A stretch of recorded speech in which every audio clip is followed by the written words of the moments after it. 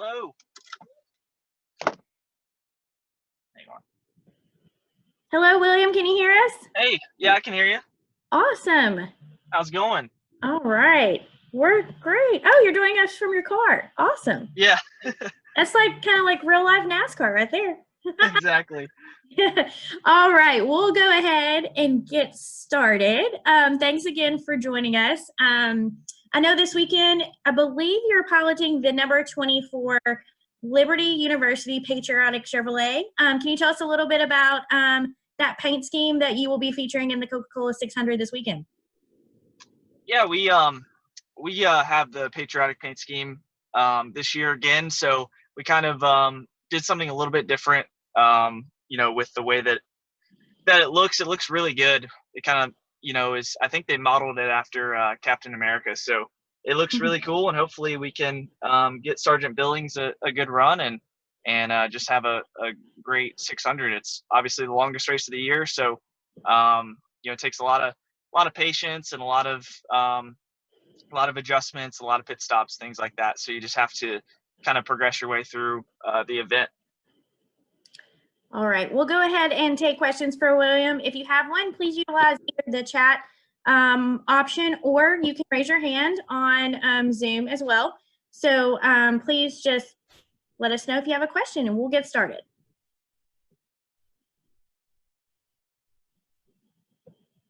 All right, Jeff Gluck, we'll go with your question next. Oh, okay. So William, there's been a lot of talk about the choose cone rule lately, just because I think Darlington, obviously having such a dominant groove affected a lot of guys, and then Austin Dillon was tweeting about it yesterday about how that rule should finally take place. What's your take on whether that should be a thing in NASCAR?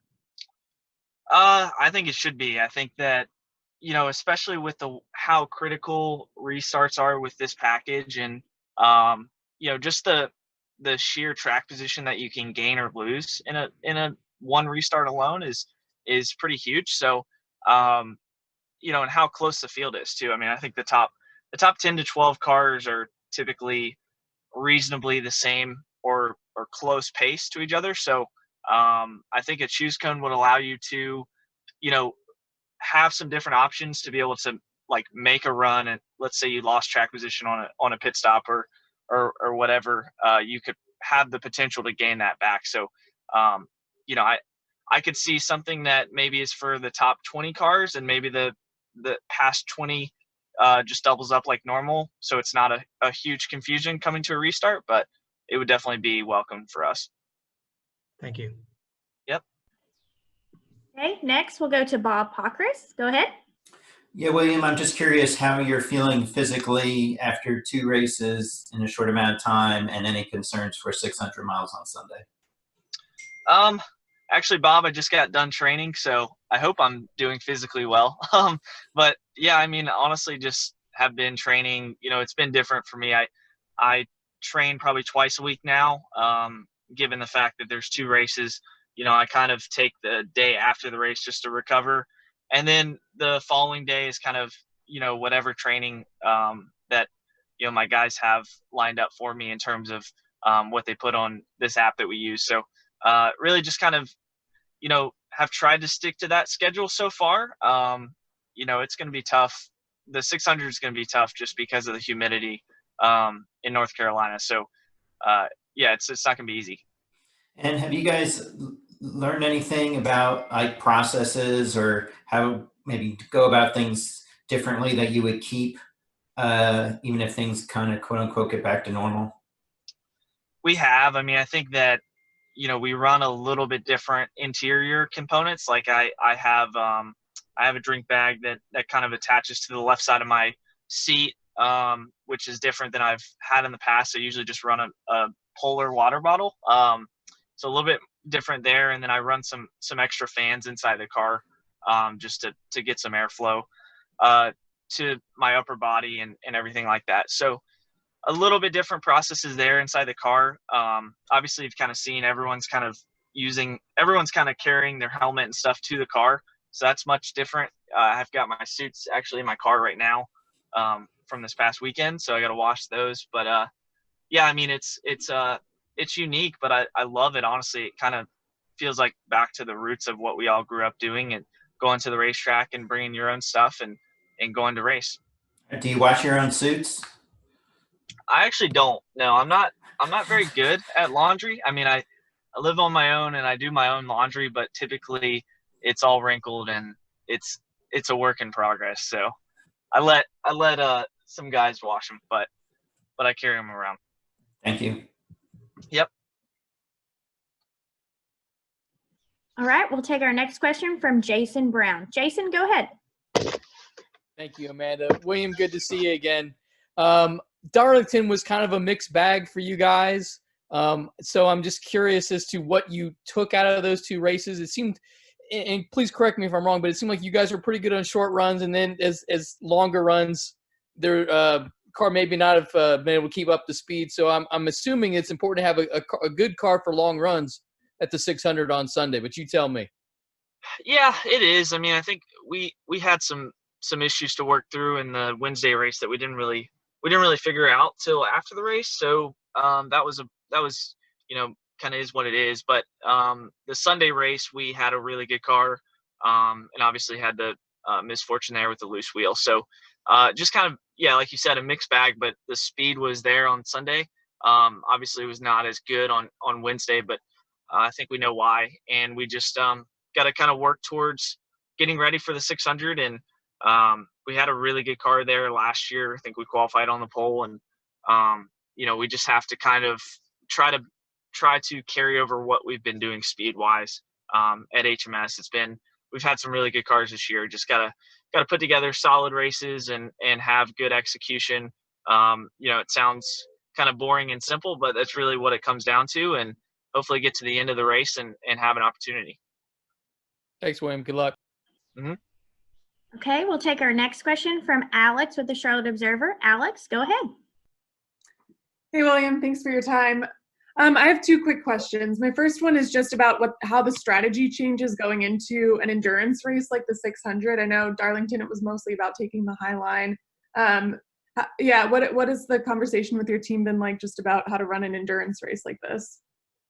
Yeah, it's Charlotte has become an interesting racetrack because you have the PJ1 that they put down in the second group, so you have a much different balance over the course of the race. As that stuff starts to come in towards like the middle part of the race, it creates a much different balance, and then as it wears off, the car gets, at least for us, is progressively gets tighter. So you've got to keep up with the racetrack to be able to have a good car at the end, because once that stuff wears off, it seems to have rubber that sticks to it, and it gets pretty slick at times. So it's just a constant battle with that stuff on the racetrack of trying to figure out what your car needs to do and how to set up passes, because a lot of guys can maintain lap time up there, and so it makes it twice as hard to pass or complete the pass. At least you can run side by side pretty easily. So it's a constant evolution throughout 600 miles. Mm-hmm. And then my second question is just about, as a Charlotte native, and this weekend you're probably going to have more eyes on the sport than ever before. What does that mean for you personally? It's awesome. I mean, it's great every year. Running the 600 is honestly what's cool about it is just waking up in your own bed and driving to the racetrack and feeling like you're in your own space, and it again kind of goes back to the roots of where I grew up racing, what I grew up doing. So it makes it really, really cool. And I will say it's a little bit easier this year because I don't, have anyone going to the race, unfortunately, so I don't really have to have a lot of family and everything there. I can kind of have them, we can spend time together away from the track, but not at the track. So it's going to be pretty seamless there. So I guess that's going to be a little bit easier. Thank you. Yep. Okay, we'll take our next question from Kelly Crandall. Go ahead, Kelly. Hey, William. Hey, how's it going? Good, how are you? Two things. First off, now that you guys have been back in the car for two races, going into Charlotte, is there going to be any new challenges considering that you're also going to get qualifying this weekend, or will it feel like just a regular race again going into the 600? I think that with qualifying taking place, I think it's gonna be, hopefully easier to, have track position at the start of the race and kind of have the normal players, I guess you could say, up towards the front. So that's going to be, I guess, an easier way to go about the start of the race. Hopefully we qualify well and we're up towards the front and we can kind of have a smooth start to the race. But yeah, so I think that's going to be honestly an easier process than the inverts have been and things of that nature. But still, your pit selection goes back to last week, so that's critical. And I just look at the 600 as a long evolution of a race, and it takes constant adaptation in each run that goes by. And the second thing being that with the circumstances we've been racing under, no fans, all these restrictions, and then the fact that the 600 is basically the only show in town with no Monaco, no Indy, is that going to be weird, or how unique will that be on Sunday for you guys to kind of be the center of attention on Memorial Day weekend? Yeah, it's different. I mean, it feels, it feels different. Usually at this time of the race weekend of the 600, you kind of know what to expect and you've been through practice. And typically, actually, this day is a day off because they do the Thursday qualifying and Saturday practice and all of that. So much different, having not, even sat in the car physically yet to know what's going to happen. So it feels much different, but it's going to be, in some instances, like a normal race like we've been having. And you just kind of roll with the next one because we've had a series of races here, every few days. So it's starting to get a little bit of a rhythm of just racing a lot. Thank you. Mm-hmm. Okay, next we're going to go to Stephen Connelly with PRN, and then we'll take our last question from Dustin Long. Okay, Stephen, you're up.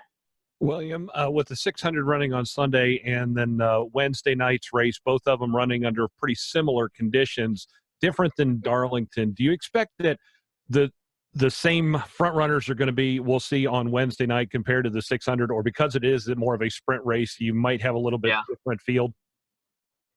You're going to have a different field just because of the ability that everyone has to not only the driver's ability, but the team's ability to learn from the previous race and get better. So I guarantee you'll probably have 5 or 6 guys that run well in one race that don't run well in the other, or a new player that's a dominant factor in each race. I think probably is going to be different. I think you saw that at Darlington.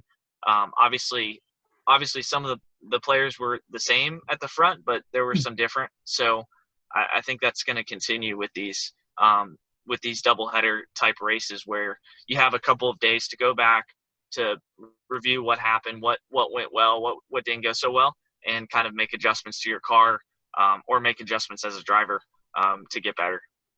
Thank you. Mm-hmm.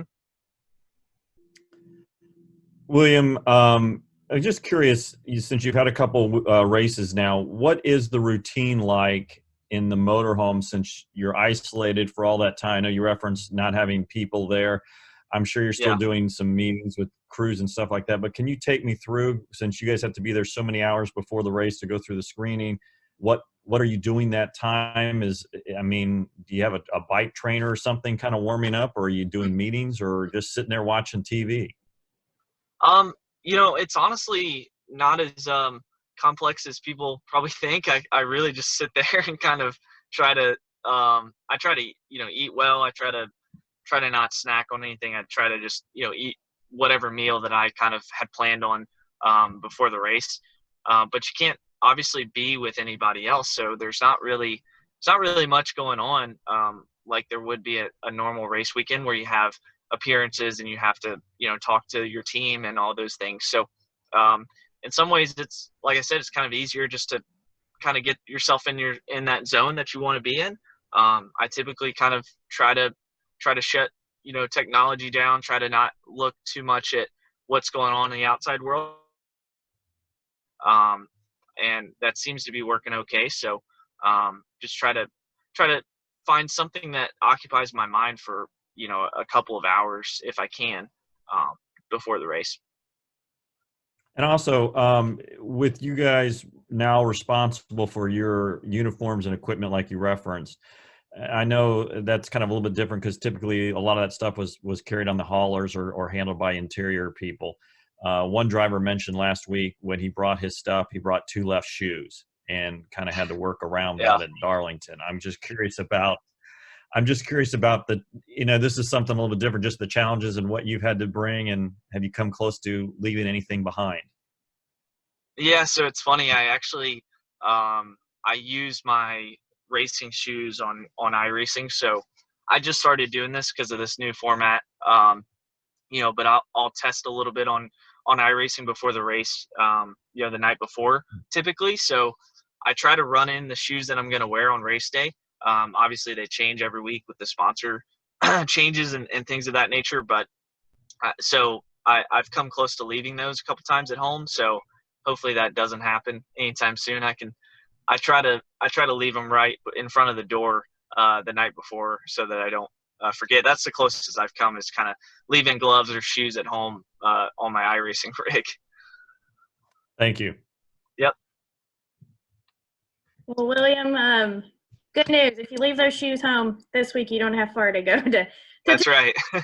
So thank you again for joining us today. We appreciate you taking the time to do that, and best of luck on Sunday. Yeah, thanks, guys. Appreciate it. And also Thanks, to the Ryan. media who are here with us, just friendly reminder, the video and audio from this Zoom will be available on NASCARmedia.com here in just a bit. So thanks, guys.